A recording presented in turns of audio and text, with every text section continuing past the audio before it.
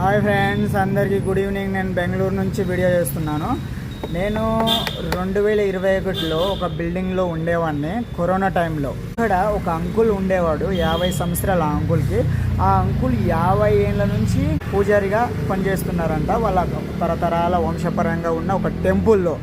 ఆ టెంపుల్ నుంచి ఎప్పుడైనా పండ్లు కానీ ఏమైనా కానీ తెచ్చి నాకు కూడా ఇచ్చేవాడు. అలాగే మంచిగా మర్యాదగా రెస్పెక్ట్గా మాట్లాడేవాడు. కొత్తగా కారు కొనుక్కుంటే అప్పుడు స్వీట్లు కూడా ఇచ్చిండు. చాలా మెమొరబుల్ ఉన్నాయి. ఆ అంకుల్ చాలా పద్ధతిగా రెస్పెక్ట్గా, కొంచెం కూడా కోపం లేకుండా మర్యాదగా రెస్పెక్ట్గా మాట్లాడేవాడు.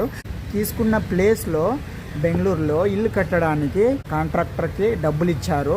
ఎంతగా అవుతుందో ఒక 1 కోటి రూపీస్, 1 కోటి రూపీస్ అంటే ఒక 3rd ఫ్లోర్ బిల్డింగు. 2021లో ఇంకా కాంట్రాక్టర్ 1 కోటి అయిందని చెప్పిండు. ఆ డీటెయిల్స్ అంతా కూడా నాకు చూపించి అంతా చెప్పేవాడు.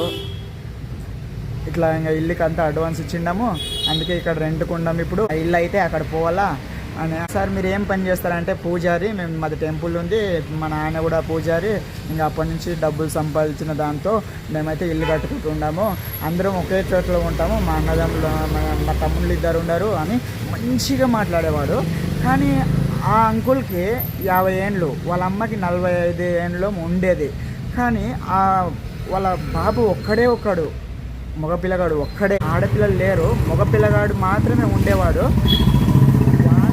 ఎంత ప్రేమ అంటే వాళ్ళకి ఈ పొద్దు రేపు ఎవరైనా పిల్లలు ఎక్కడైనా పోయి టైంపాస్ చేసి లేటుగా వస్తే తిట్టేది కొట్టేది చేస్తుంటారు కదా. కానీ వాళ్ళు అల్లారు ముద్దుగా పెంచారు ఆ బాబుని. వాడు ఎంత లేట్ అయ్యి రాత్రి 11 అయినా కానీ 12 అయినా కానీ ఇంటికి లేట్గా వస్తే కూడా వాళ్ళ నాయన కొడుకు వచ్చే వరకు పార్కింగ్లో ఎదురు చూసేవాడు. ఏం నాన్న లేట్గా రావద్దు తొందరగా అని కూడా చెప్పకుండా సైలెంట్గా ఆ బండి, బుల్లెట్ బండి 350cc అది డుడ్డు అని సౌండ్ వస్తుంది. ఆ బండి సౌండ్గా రాగానే పార్కింగ్లో వెయిట్ చేసేవాడు.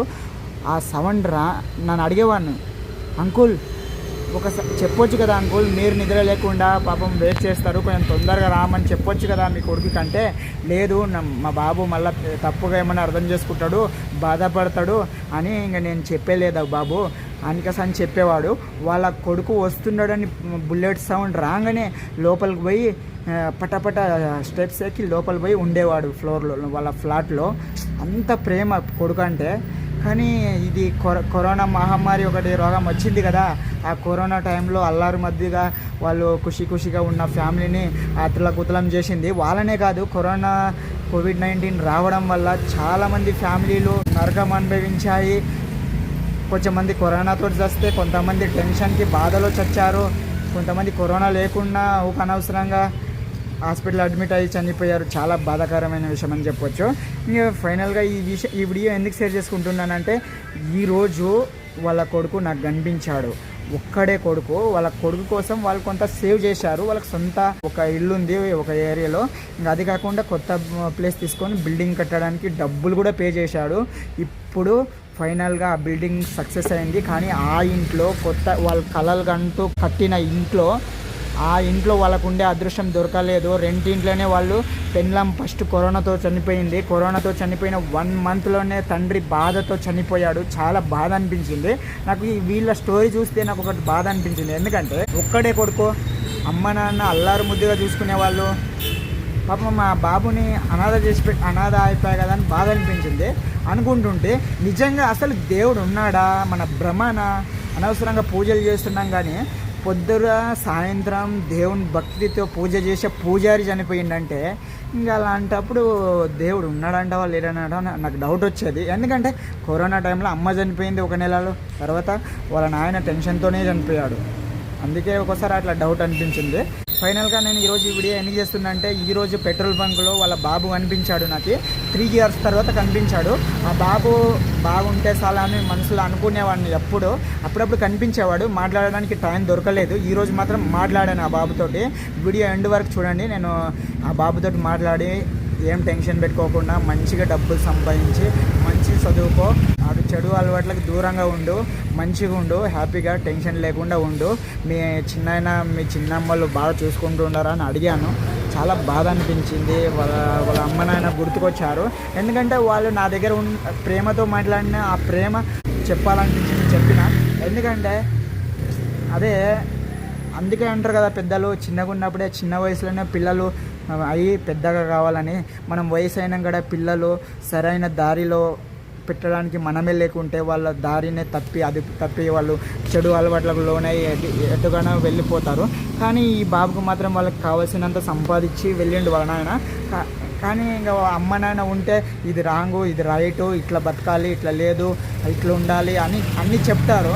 లేదంటే ఎవరు చెప్పినా అమ్మ లేదు నాన్న లేదు అన్నప్పుడు వాళ్ళ మైండ్ ఎట్లా పనిచేస్తే అట్లా బతుకుతారు కదా అండి. ఆ వీడియోలో నేను మాట్లాడాను.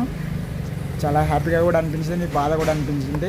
పాపం మా బాబు ఫస్ట్ ముద్దుగా లావుగా ఉండేవాడు. అమ్మ ప్రేమతో పెట్టిన ఒక బుక్క అన్నం కూడా చాలు, వాడు మంచిగా హ్యాపీగా తిని బాగా అవుతాడు. కానీ చిన్ననాన్న ప్రేమ ఎంత అంటే అంతంతే ఉంటుంది. ఎందుకంటే అమ్మ ప్రేమనే పెద్ద గొప్పది. అమ్మ ప్రేమనే వేరే, ఇంకా నాన్న ప్రేమనే వేరే, ఇంకా చిన్నమ్మ ప్రేమనే వేరే. ఎందుకంటే కనుక్కున్న తల్లిదండ్రులకు ఉంటుంది నా కొడుకు తిన్నాడా లేదా, ఎలా ఉన్నాడు, ఏం పని చేస్తున్నాడు, ఎట్లున్నాడు అని. నాకైతే చాలా బాధ అనిపించింది. ఫైనల్గా మాట్లాడాను, చెప్పాను, నాకు తెలిసినంత చెప్పాను. మంచిగా ఉండు, చెడు అలవాట్లకు లోన్ కాకు, డబ్బులు వేస్ట్ చేయొద్దు అంటే ఆ బాబు చెప్పిండు. చదువు అయిపోయింది, నేను జాబ్ చేస్తున్నాను ఒక సాఫ్ట్వేర్ ఆఫీస్లో అని చెప్పాడు. ఇంకా ఎక్కువ మాట్లాడలేదు. నేను నెక్స్ట్ టైం మాట్లాడదాం. మా ఉండే ఏరియాలోనే ఉన్నాడు. చాలా హ్యాపీగా అనిపించింది. ఫైనల్గా ఈ చిన్న విషయం మీ దగ్గర షేర్ చేసుకోవాలనిపించింది.